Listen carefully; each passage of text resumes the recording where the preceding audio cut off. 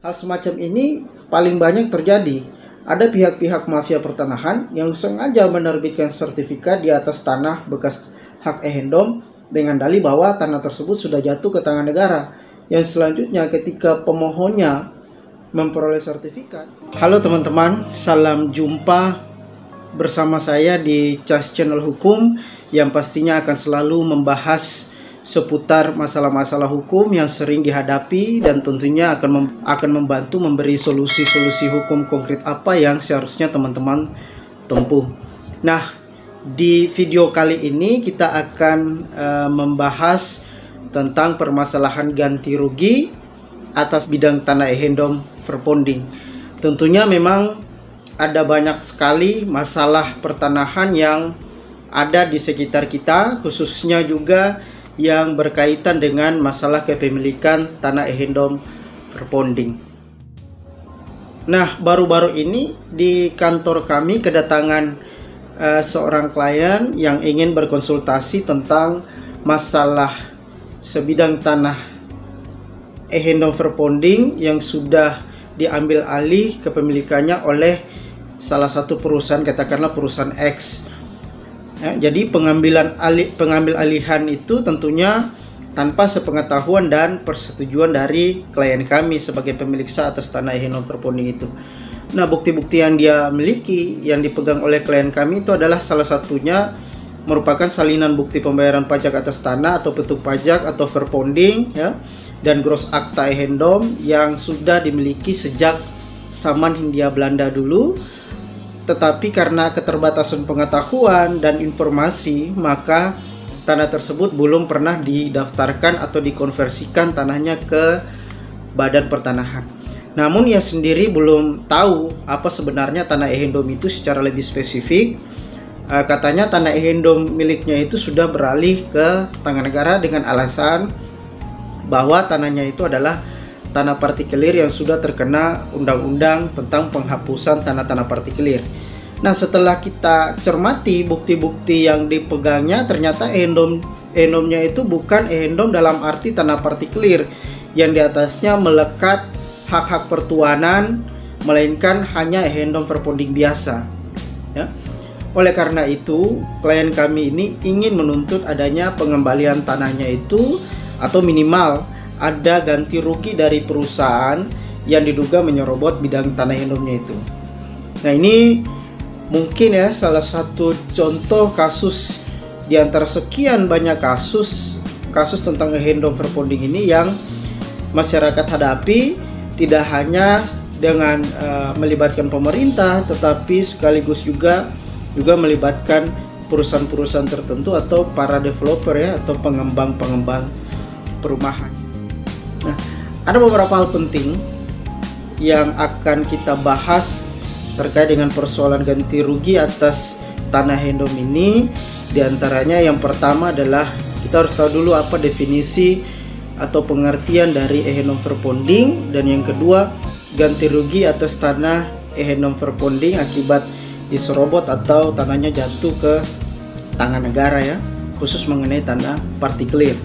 Nah, sebelum saya memberikan penjelasan lebih lanjut, baiknya teman-teman bantu like, subscribe, dan share channel ini agar selain bisa menjadi bekal pengetahuan bagi masyarakat luas, tetapi juga akan membantu saya untuk lebih bersemangat lagi dalam menyediakan informasi-informasi seputar penyelesaian masalah-masalah di bidang hukum secara lebih sederhana dan tentunya lebih mudah bagi teman-teman untuk dimengerti. Oke, pertama-tama kita harus tahu dulu apa yang dimaksud dengan ehendom verponding, ya. Jadi ehendom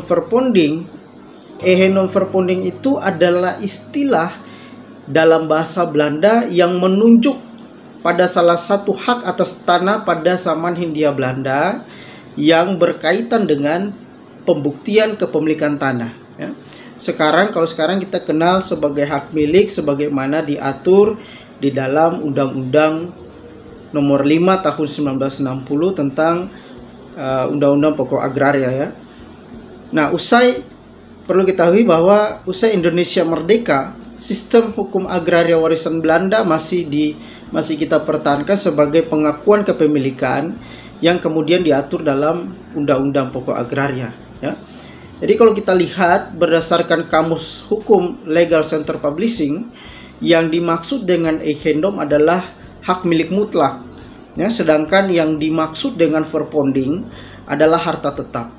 Adapun eigendom verponding adalah hak tanah yang berasal dari hak-hak barat, ya.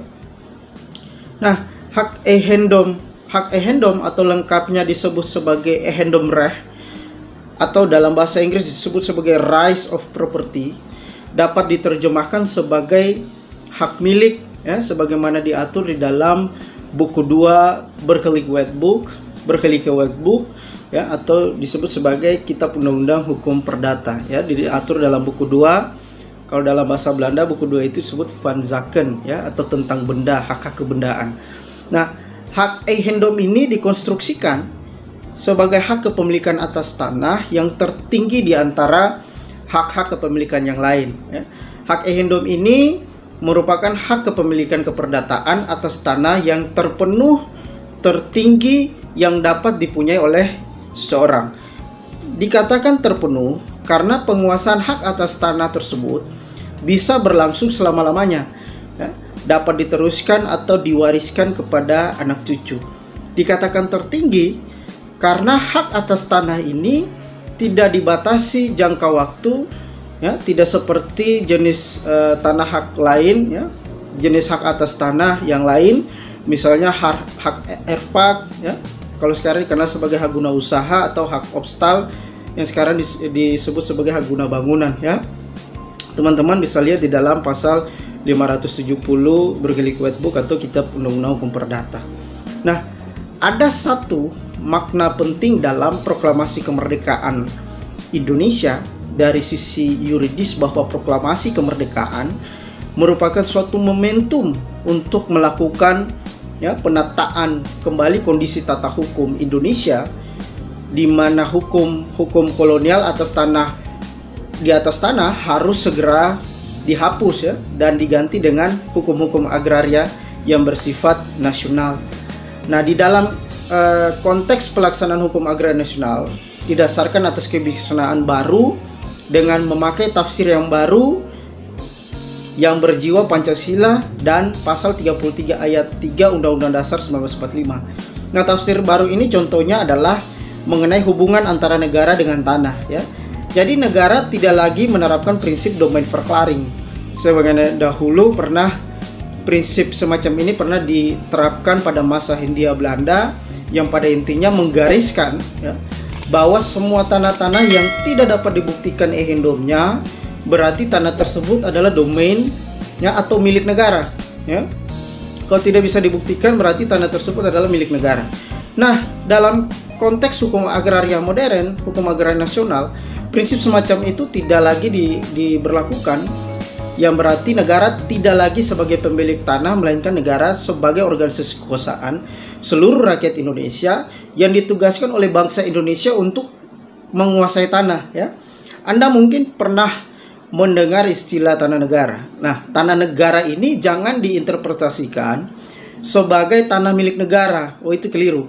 Tanah negara didefinisikan sebagai bidang-bidang tanah yang belum ada hak atas tanah atau bekas hak yang habis masa berlakunya, yang langsung dikuasai oleh negara dan berfungsi untuk kepentingan publik atau perlindungan, termasuk tanah-tanah bentukan baru, ya, seperti tanah oloran, tanah endapan baru di pantai maupun sungai, atau tanah timbul dan lain-lain sebagainya.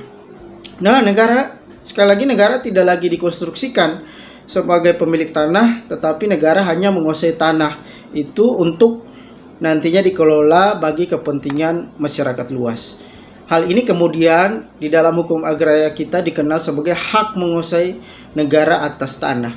Nah, hak menguasai negara atas tanah ini bersumber pada hak bangsa Indonesia atas tanah, yang pada hakikatnya merupakan penugasan tugas kewenangan bangsa yang mengandung unsur hukum publik, ya.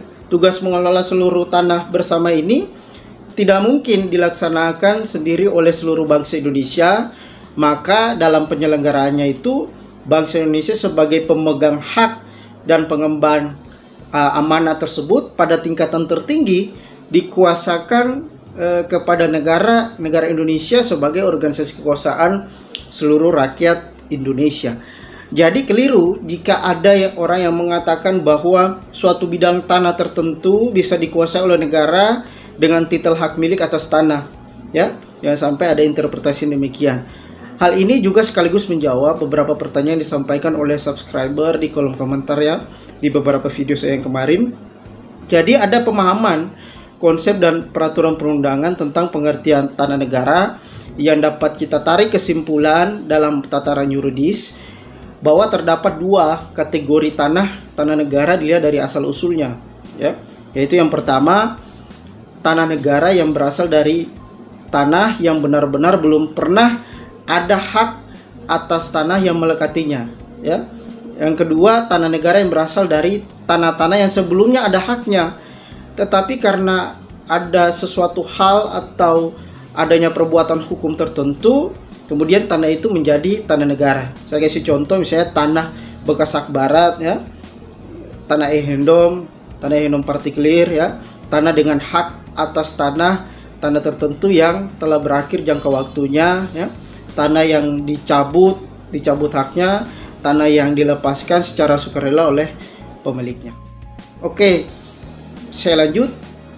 Nah, setelah kemerdekaan itu diperoleh, kemudian dalam rangka menghapus atau menyatakan tidak berlaku lagi hak barat atas tanah, maka pemerintah Republik Indonesia mengeluarkan beberapa kebijakan di bidang hukum agraria nasional. Di antaranya yang pertama, kebijakan penghapusan beberapa tanah hak barat seperti tanah-tanah partikelir. Yang kedua, mengenai nasionalisasi perusahaan-perusahaan milik Belanda, ya. Untuk nasionalisasi perusahaan-perusahaan milik Belanda ini sudah saya jelaskan ya di dalam video saya sebelumnya tentang kepemilikan tanah ex ehendom verponding. Nah, yang ketiga ini menyangkut tentang kebijakan agraria pasca berlakunya Undang-Undang Pokok Agraria. Nah, ini perlu saya jelaskan. Bagian ketiga ini perlu saya jelaskan sedikit, bahwa pasca berlakunya Undang-Undang Pokok Agraria ini, kemudian kebijakan di bidang agraria nasional mengambil tempat yang sangat humanis, ya. Negara mengambil tempat yang sangat humanis atas pemegang hak atas tanah peninggalan kolonial Belanda, di mana hak-hak atas tanah hak barat tersebut seperti tanah ehendom verponding masih berlaku dan tidak serta-merta hapus, tetapi untuk menjadi salah satu hak yang ada di dalam Undang-Undang Pokok Agraria, maka hak tersebut harus terlebih dahulu dikonversikan oleh pemegangnya berdasarkan prosedur yang diatur di dalam Undang-Undang Pokok Agraria. Nah, untuk kewajiban mengkonversi bekas tanah hak barat seperti tanah ehendom verponding, pemiliknya harus mengajukan konversi hak atas tanah sesuai dengan batas waktu yang telah ditentukan, yaitu selambat-lambatnya tanggal 24 September tahun 1980 atau 20 tahun terhitung sejak berlakunya Undang-Undang Pokok Agraria, ya. Jika tanah tersebut tidak dikonversi, maka status hukum tanah ehendom verponding tersebut dapat dikuasai langsung oleh negara, ya. Ada satu hal yang perlu diingat, bahwa meskipun apabila pemegang hak ehendom verponding tidak melakukan pendaftaran tanah sampai dengan melakukan konversi, ya, sampai dengan tanggal 24 September tahun 1980, dengan dikuasainya tanah ehendom tersebut langsung oleh negara, tidak serta-merta pemegang hak ehendom verponding kehilangan haknya, akan tetapi masih mempunyai kemungkinan untuk mengajukan permohonan hak baru, ya. Apalagi yang bersangkutan masih memegang bukti-bukti berupa grosse akta ehendom verponding, ya, atau petuk pajak, pipil atau girik dan lain-lain sebagainya, yang tanahnya itu terdaftar di dalam buku register kelurahan, ya. Permohonan atas tanah ehendom dapat saja berupa pemberian hak baru oleh negara dan bukan lagi melalui konversi hak lama, Kenapa? Karena jangka waktu untuk melakukan konversi telah berakhir ya. Hal ini memang dapat kita simpulkan bahwa kalau kita melihat secara sistematis ketentuan pasal 24 ayat 1 Peraturan Pemerintah nomor 24 tahun 1997 tentang pendaftaran tanah yang pada pokoknya masih membuka kemungkinan adanya pendaftaran hak milik berdasarkan alat-alat bukti pemilikan atas tanah-tanah bekas hak barat. Nah, mengenai hal ini akan saya jelaskan lebih lanjut dalam video saya berikutnya tentang tata cara pendaftaran tanah dengan bukti-bukti kepemilikan yang berasal dari hak barat. Nah, khusus mengenai tanah ehendom yang bercorak istimewa seperti tanah partikelir, ya, hak-haknya sudah dinyatakan hapus pasca berlakunya Undang-Undang Nomor 1 Tahun 1958 dan tanahnya itu secara hukum jatuh menjadi tanah negara ya, bukan tanah milik negara tapi tanah yang dikuasai langsung oleh negara. Sampai di sini timbul pertanyaan bahwa apakah negara akan memberikan kompensasi atau ganti rugi atas tanah jika tanah ehendom partikelir atau ehendom lainnya itu jatuh ke tangan negara. Lalu bagaimana dengan contoh kasus yang tadi saya jelaskan di mana ada perusahaan yang diduga menyerobot tanah ehendom verponding tadi. Nah, apakah juga akan diberikan ganti rugi tentunya. Nah, pada bagian ini saya hanya memfokuskan pada dua sisi. Sisi yang pertama adalah hukumnya ganti rugi atas tanah ehendom yang diambil alih oleh negara, entah itu karena hak atas tanahnya dihapus atau karena digunakan oleh negara untuk penyelenggaraan kepentingan umum ya. Sedangkan dari sisi kedua yaitu terkait dengan tanah ehendom yang diduga diserobot oleh perusahaan tertentu atau diserobot oleh developer. Oke, kita akan bahas satu persatu. Begini, khusus mengenai tanah-tanah ehendom partikelir atau tanah ehendom pertuanan, setelah Indonesia merdeka secara bertahap, keberadaan tanah partikelir ini mulai dihapuskan. Tanah partikelir ini pertama kali dikenal pada zaman pemerintahan Gubernur Herman William Daendels di Hindia Belanda pada waktu itu, tepatnya pada tahun 1811 yang mengeluarkan suatu kebijakan untuk menjual tanah-tanah masyarakat Bumi Putra kepada orang-orang Cina, Arab, dan bahkan kepada bangsa Belanda sendiri. Nah, penghapusan dilakukan karena konsep pemilikan oleh tuan tanah dianggap bertentangan dengan hak asasi manusia. Ya, dengan adanya kebijakan hak pertuanan ini, seakan-akan tuh ada negara di dalam negara, ya. Jadi tuan-tuan tanah ini yang mempunyai hak kekuasaan yang demikian besar, ya, demikian banyak yang cenderung menyalahgunakan haknya, sehingga pada waktu itu banyak menimbulkan penderitaan dan kesengsaraan rakyat yang berdiam di dalam wilayah tanah partikelir ini ya. Jadi hak-hak istimewa yang dimiliki oleh tuan-tuan tanah partikelir ini misalnya ya, satu, ada hak untuk mengangkat atau mengesahkan pemilikan serta memberhentikan kepala-kepala kampung atau kepala-kepala desa ya, yang ada di dalam wilayah tanah partikelir. Nah, yang kedua misalnya juga hak untuk menuntut kerja paksa atau kerja rodi atau memungut uang pengganti kerja paksa dari penduduk dan lain-lain sebagainya. Nah, selain itu, keberadaan tanah partikelir ini juga sangat mengganggu proses pembangunan karena berada di areal strategis dengan luas tanah yang begitu besar ya, namun hanya dimiliki oleh segelintir orang gitu ya. Jadi pada awalnya sebelum diadakan pengambilan tanah-tanah itu kepada negara, luas dari tanah ehendom verponding yang bersifat partikelir ini ya bisa sampai sejumlah 1.150.000 hektar, terutama terletak di Jawa Barat. Nah, tentu teman-teman bisa membayangkan jika tanah-tanah tersebut diganti kerugiannya oleh negara ya, tentunya akan memakan biaya negara yang tidak sedikit. Nah, pemerintah pernah mengeluarkan suatu kebijakan untuk membeli tanah-tanah partikelir, namun hasilnya memang tidak memuaskan dikarenakan tidak tersedianya dana yang cukup.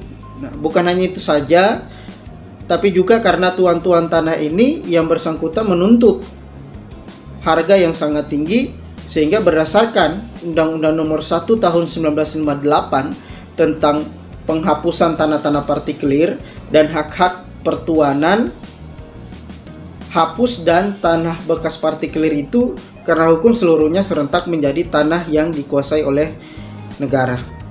Nah, kembali lagi kepada pertanyaan, apakah tanah-tanah partikelir itu kepada bekas pemegang haknya harus diganti rugi? Jawabannya ya tentu saja harus, ya. Perihal ganti rugi ini diatur dalam pasal 8 Undang-Undang Nomor 1 Tahun 1958 tentang penghapusan tanah-tanah partikelir, ya. Namun meskipun dapat diganti kerugiannya, undang-undang memberikan pembatasan, ya, dengan syarat utama yang harus dipenuhi sebagaimana dapat kita lihat bersama dalam pasal 8 ayat 2, bahwa pasal ini menyebutkan bahwa atas bagian-bagian tanah partikelir yang mulai berlakunya undang-undang tentang penghapusan tanah partikelir ini, ya, tidak digunakan atau diusahakan oleh pemiliknya karena alasan-alasan yang tidak dapat dibenarkan oleh Menteri Agraria, maka tidak bisa diberikan ganti rugi. Artinya bagaimana? Artinya jika si pemilik tanah partikelir atau suatu bidang tanahnya itu pada saat berlakunya Undang-Undang Nomor 1 Tahun 1958 tidak diusahakan, ya, dalam artian tidak memberikan hasil baginya, misalnya tanah itu tidak diusahakan oleh pemilik dengan cara memberi sewa kebun, sewa tanah dan lain-lain yang memberikan hasil baginya, ya. Jadi intinya bahwa tanah itu jika dibiarkan terlantar dan tanpa diusahakan, maka terhadap pemiliknya tidak diberikan ganti kerugian. Nah, penjelasan lebih lengkapnya teman-teman bisa lihat dalam penjelasan pasal 8 tentang pemberian ganti rugi atas tanah-tanah partikelir yang akan saya lampirkan pada deskripsi video ini.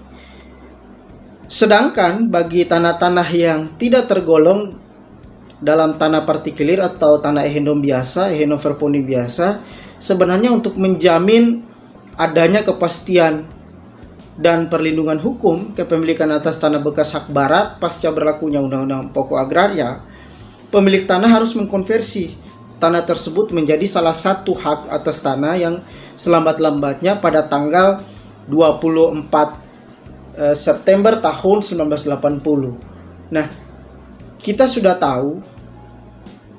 tadi sudah tahu bahwa konsekuensi apa yang nanti akan ditanggung oleh pemilik jika tanah tersebut tidak dikonversi sesuai batas waktu yang telah ditentukan.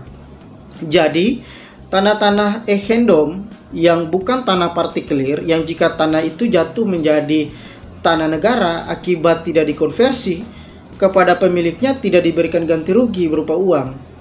Akan tetapi meskipun hak-hak barat atas tanah itu telah berakhir, pemegang hak atas tanah masih tetap diakui haknya, yang kemudian nantinya akan diberikan hak baru melalui proses pendaftaran tanah apabila pemohon memenuhi syarat yang ditentukan oleh Undang-Undang Pokok Agraria, ya. Nah, oleh karena hak-hak dari pemegang bekas tanah ehendom verponding masih tetap diakui, maka dalam hal tanah bekas hak barat itu akan dikenakan pengadaan tanah oleh negara untuk penyelenggaraan kepentingan umum. Misalnya di atas tanah tersebut akan dibangun rel kereta api, jalan tol dan lain-lain sebagainya, maka negara itu harus memberikan ganti rugi bagi pemegang hak ehendom tersebut sepanjang pemegangnya bisa membuktikan kepemilikannya itu. Hal ini diatur di dalam Undang-Undang Nomor 2 Tahun 2012 tentang pengadaan tanah bagi pembangunan untuk kepentingan umum.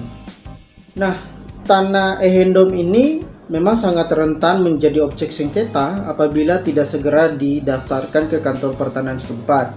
Kenapa? Karena memang mudah sekali diserobot oleh pihak-pihak atau perusahaan tertentu yang tentunya tidak bertanggung jawab.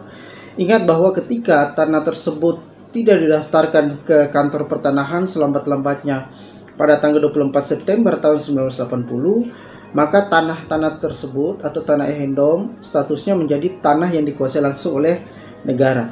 Artinya siapa saja bisa saja beritikat buruk atau secara diam-diam dan terencana mengajukan permohonan penerbitan sertifikat hak milik atas tanah yang sudah berstatus tanah negara itu.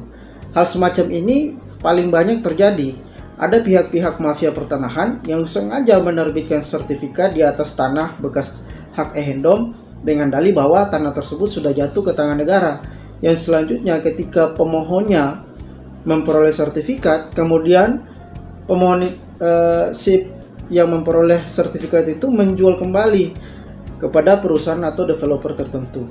Padahal apabila diselidiki lebih lanjut, pemilik tanah ehendom yang diambil alih kepemilikannya itu secara nyata masih mengusahakan tanah itu. Bahkan dia sendiri memiliki bukti-bukti kepemilikan hak yang masih bisa didaftarkan menjadi suatu hak baru yang diakui atau diatur di dalam Undang-Undang Pokok Agraria.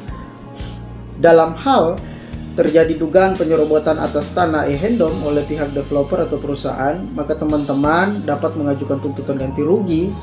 Nah, tentunya tuntutan ganti rugi dapat diajukan melalui gugatan perdata ke pengadilan negeri setempat atau melakukan negosiasi antara pihak-pihak maupun melakukan mediasi yang ditengahi oleh seorang mediator.